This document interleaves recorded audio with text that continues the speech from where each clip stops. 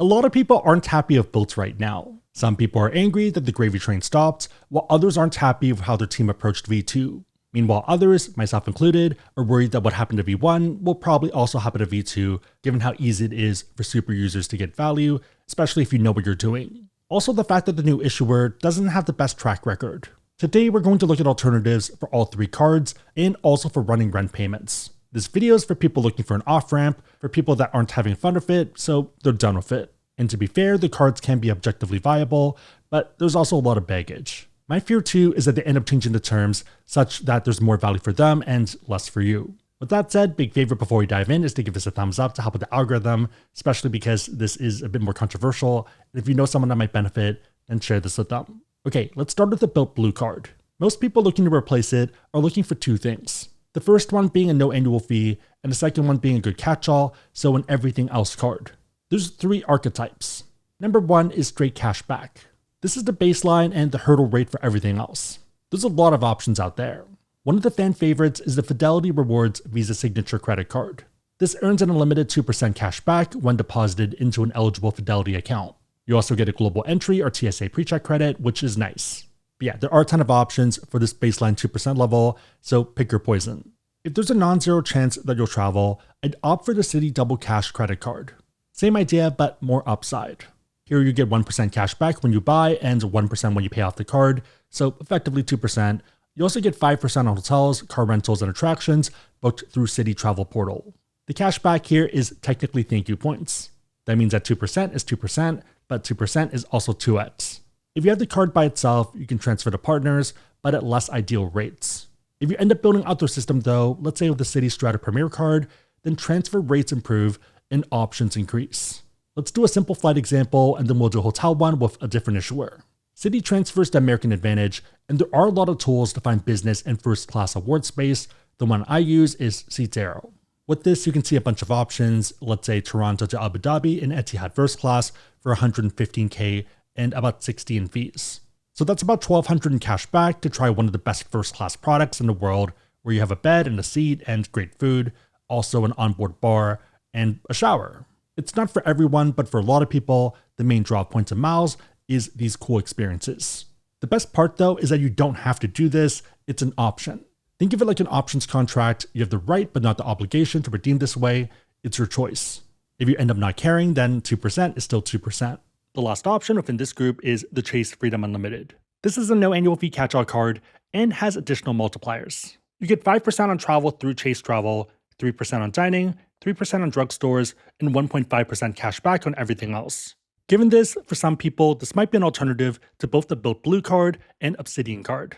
Even better is the fact that the cash back is actually points on the back end, so each $1 in cash back is 100 points. This means that you get the best of both worlds. Absolute worst case, 1.5x is still 1.5% cash back. If you decide to build out a Chase setup though, then 1.5x might be closer to 3% or 4.5% in travel value. We'll get more into this with the next Chase card, but tons of value if you're into premium travel. In that case, 1.5x might be 3% to 4.5% in value. Overall, this is a solid pickup for a no annual fee card. You get solid multipliers and also upside if that's your speed. Worst case, it's no annual fee, so you can sock draw it. Similar to Citi, the main draw is the system, and we'll get more into that later. On a side note, if you want to learn more about cards, whether these ones or pretty much any other card out there, and you want to support the channel, we have links on the website, AskSebby.com, and also down below in the description box. Make sure the links are competitive, that they make sense for you, but otherwise, it's a huge way to support the channel, so thank you in advance. Okay, what if you're looking for alternatives to the Bilt Obsidian Card? This is a $95 annual fee card, and the main draw is going to be multipliers for your choice of either dining or groceries at 3x, with groceries capped at $25K in spend per year, and also travel at 2x. Here, I'm assuming that you're okay with no annual fee, all the way up to maybe $150, but not $325, even though there might be credits for that card. With that said, we have 6 options in total, 3 that are no annual fee, and 3 in the 95 range. The first one is the Wells Fargo Autograph Card. This is a no annual fee card, and you get unlimited 3x on a ton of categories, which include restaurants and also travel. You don't have the choice of groceries, but might also be a non-factor for some people. You also can transfer to partners here, but the list is a bit weaker. If you want groceries as well, then the Capital One Saver Cash Rewards credit card might be the better pick. I talk about it a lot, but I think it's still underrated. You get 3% cash back for grocery stores, dining, entertainment, and popular streaming. So grocery stores and dining at the same time. You also get 5% on hotels, vacation rentals, and rental cars booked through Capital One Travel. Also 8% on Capital One entertainment purchases. This is the Robin or the Alfred of the Capital One duel. If you end up building out the setup, then 3% cash back can be 3x miles, which have significantly more upside. In terms of both coverage and also upside, this is a great option. If your focus is purely on dining, then the US Bank Altitude Go Visa Signature Card might be interesting. Here you get 4x on dining on the first $2,000 in spend each quarter. Also 2x on grocery stores. You do forgo travel as a category, so maybe it doesn't belong on this list. Note that US Bank points don't really have much upside, and also US Bank has a history of nerfing their cards. Not against it, but I'd be careful. Moving to the next batch with the Wells Fargo Autograph Journey card.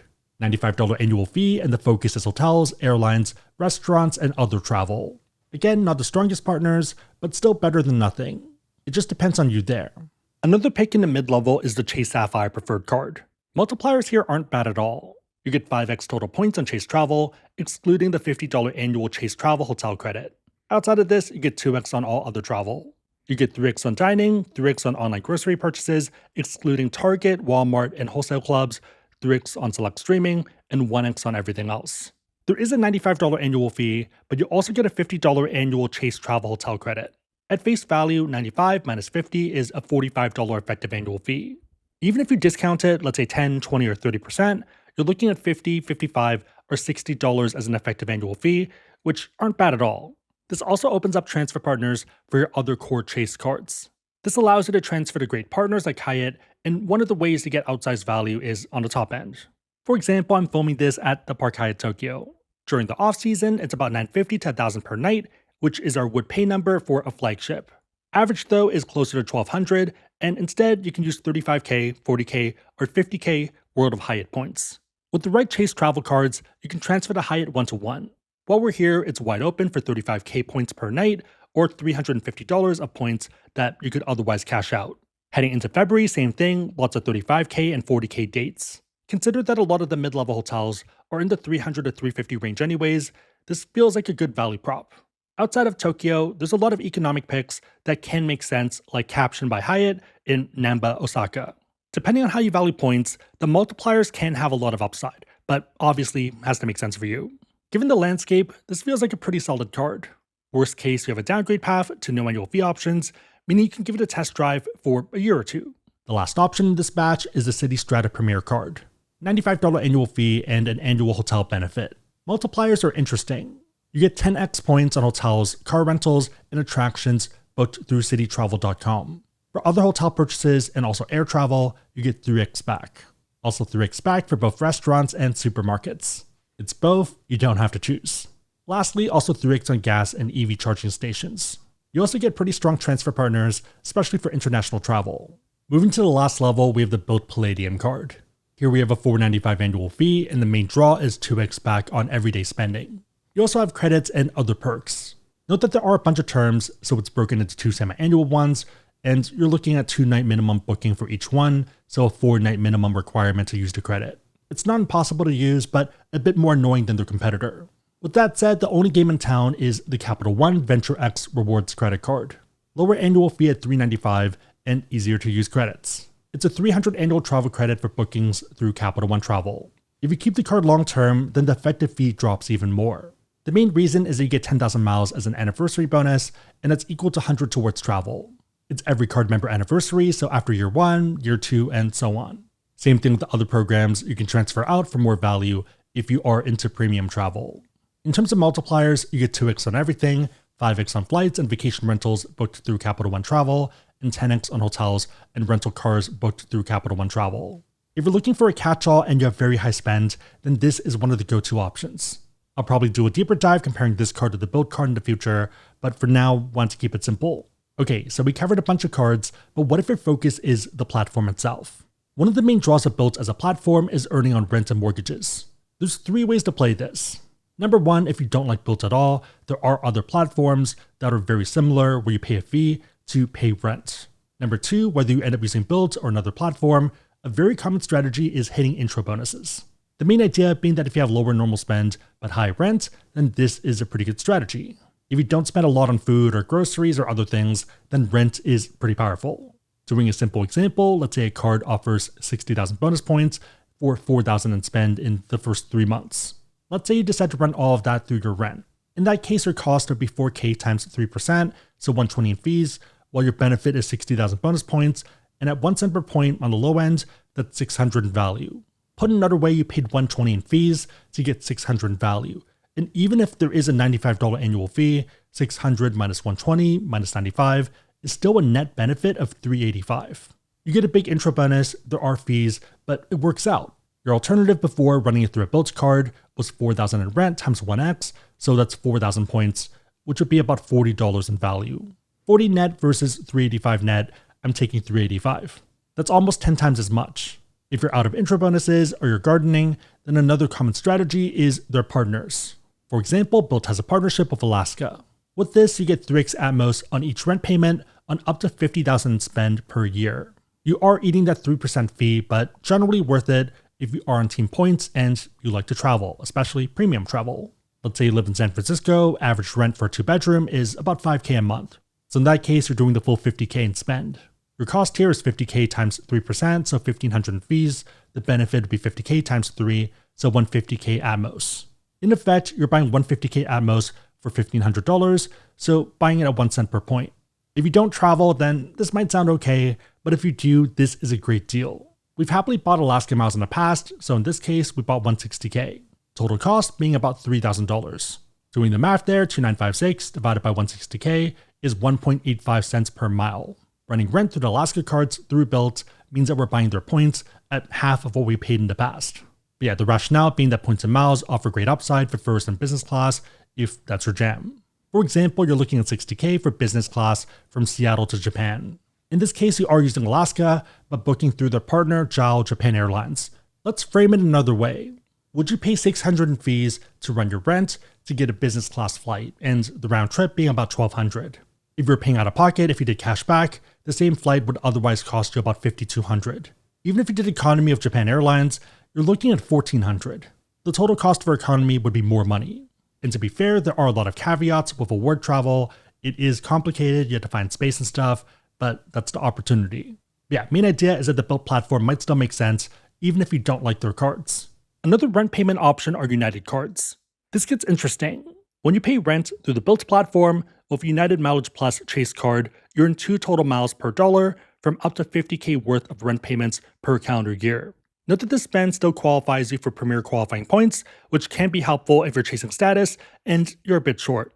Lots of cards work for this, so lots of options. Normally with their flagship card, you're only getting 1x mile back on all other purchases, and through this partnership, it's 2x. The caveat is that you are paying a 3% fee to get the 2x miles, meaning you're effectively buying United miles at 1.5 cents per mile. It depends on how you use miles. For domestic flights, I have a hard time recommending this. It can work for some sweet spots, but it's just tough. If you're into business class, then you can fly to Taipei, Tokyo, or Incheon pretty easily, and the 110K ends up dropping down to 100K with most of their cards. Even if you hate flying United, that's fine. For example, for Taipei, you're booking through United, but it's with BR, which is EVA Airways. Same idea of Korea, where it's either Oceania or, ironically, EVA through Taipei. For Japan, it's through ANA, which is one of our go-to options. Again, with most of their cards, you get a 9% card member discount, so that's 100K instead of 110K. If you can fly the new business class, then it's a great hard product, and the food is solid as well. By doing this rent strategy with their cards, you're paying $1,500 in fees to get this flight, which isn't bad at all. That's also ignoring the PQPs earned if you're chasing status. It's not my first choice in options, but an option if you are on Team United. Again, if you want to learn about cards, we have links on our website, AskSebby.com, and also down below in the description box. And if you're curious, all affiliate disclosures can also be found below in the description box. If you made it to this point, leave a credit card emoji in the comments down below, and I'll try to heart it and also respond. 3 questions. Number 1, what's your favorite alternatives for the Bilt Blue Card and Bilt Obsidian Card? Number 2, for rent, would you pick Alaska or United or intro bonuses? Lastly, do you think Bilt dropped the ball or are people overreacting? Let me know and everyone else know in the comments down below. Big favor, thumbs up, share this, but otherwise hope you liked it. See you next time.